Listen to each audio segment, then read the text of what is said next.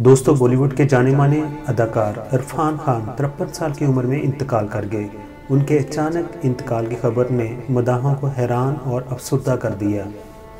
इरफान खान को मंगल के रोज़ मुंबई के एक अस्पताल में उस वक्त दाखिल करवाया जब उनकी तबीयत अचानक ख़राब हो गई। अदाकार को बड़ी आंत का इन्फेक्शन हुआ था, जिसके इलाज के लिए वो अस्पताल में दाखिल हुए। अदाकार के इंतकाल की खबर उनके करीबी दोस्त और हदायतकार शौजत सरकार ने दी थी और उन्होंने ये खबर ट्विटर अकाउंट से दी थी।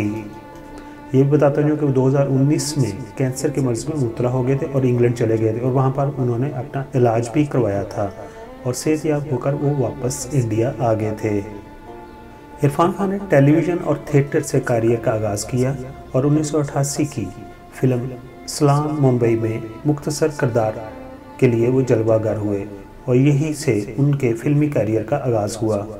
वो अपने करियर में Haasil, Maqbool, life in metro, the lunch box, Haider, Piku कामयाब फिल्मों में जलवागर हुए। उन्होंने अपने करियर में इंडियन नेशनल अवार्ड और फिल्म फेयर अवार्ड जैसे एजाज़ात भी हासिल किए।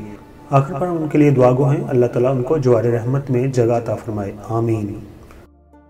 Subscribe to our channel by clicking subscribe button. Click the bell button, get notified directly for latest upload of our channel.